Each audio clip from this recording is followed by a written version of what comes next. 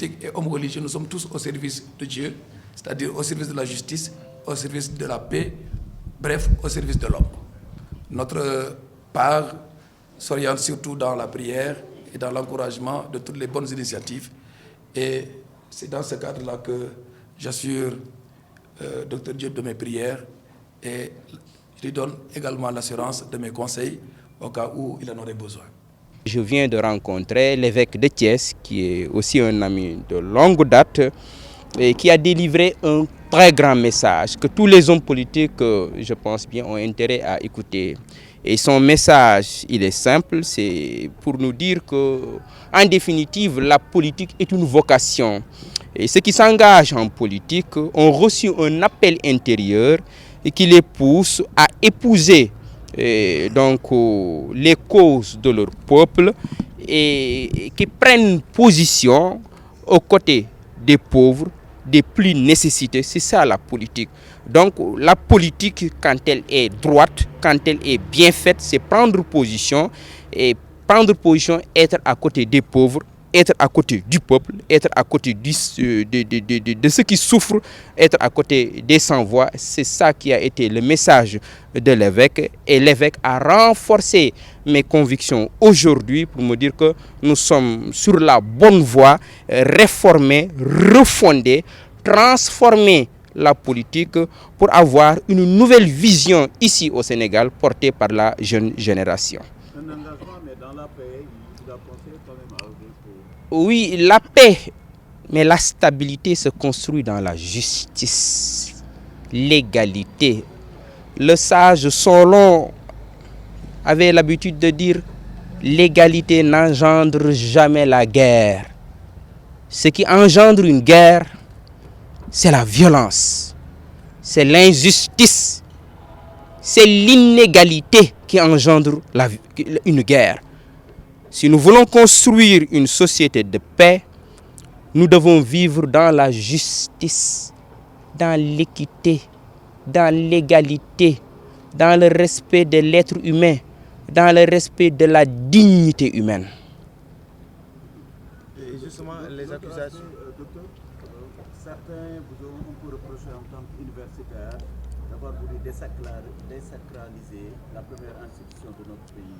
Et on vous a entendu avant-hier dire qu'il fallait le reprendre, vous êtes prêt à le faire. Vous n'avez rien à regretter? Non. Ma conscience est le tribunal où j'évoque ma conduite. Cette conscience, elle est calme quand je l'interroge. Je n'ai pas de regrets. Je suis un universitaire. Un universitaire, c'est un intellectuel. Un intellectuel est un hérétique, un dissident, qui prend position aux côtés des pauvres, qui prend position aux côtés des faibles, qui prend position aux côtés des sans-voix. J'ai un camp. Mon camp est constitué des pauvres, des sans-voix, des exclus, des victimes de l'inégalité, de l'injustice, de ceux qui n'ont jamais pris la parole et ceux qui n'ont jamais personne pour les défendre. Eux, ils constituent mon camp.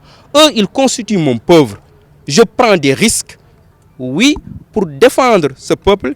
Et ce que je voulais dire au président de la République, c'était simplement, Monsieur le Président, le peuple est fatigué. Voilà.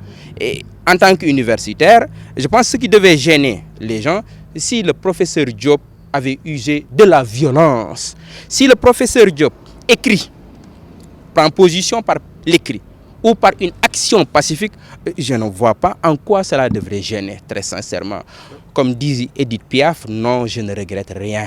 Demain, c'est le 31 décembre, traditionnel discours du chef de l'État. Quelles sont les annonces ou bien l'annonce forte que vous attendez du président Macky Sall? Et franchement, je n'attends rien de M. Macky Sall. M. Macky Sall a trahi Dieu, il a trahi son prophète, il a trahi ses anges, il a trahi son peuple. Et justement, les accusations portées à l'endroit des gardes pénitentiaires de Rebeuss, vous réaffirmez aujourd'hui ici? Nos avocats préparent une plainte qui sera déposée dans cette semaine. Ce matin, je me suis entretenu avec mon avocat. J'ai le soutien du SAES qui a aussi engagé des avocats.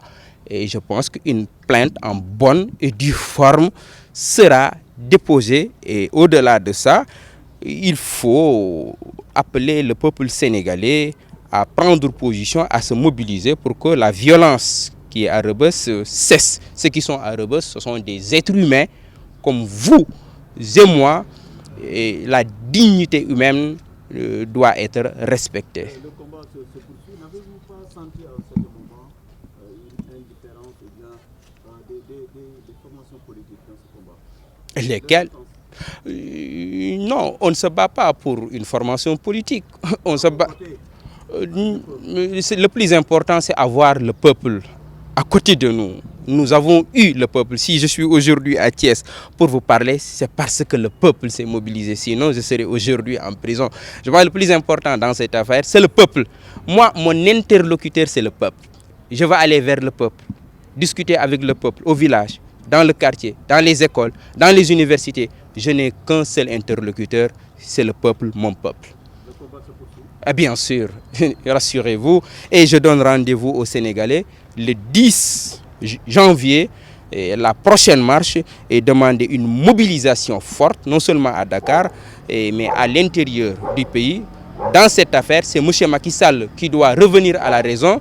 C'est M. Macky Sall qui doit reculer dans cette affaire de hausse du prix de l'électricité. Autrement dit, on peut dire que Babacar Diop n'est pas en accord avec la dialogue politique. Le dialogue politique, c'est une comédie, c'est un cirque. Ne sert absolument à rien. Depuis qu'il a été lancé, attendre 7 mois encore pour installer le comité de pilotage, tout ceci n'est pas sérieux. Et pour moi, j'appelle les formations politiques de l'opposition à être plus vigilantes et à revenir dans le combat. Un parti politique, c'est d'abord un parti de combat, être à côté du peuple.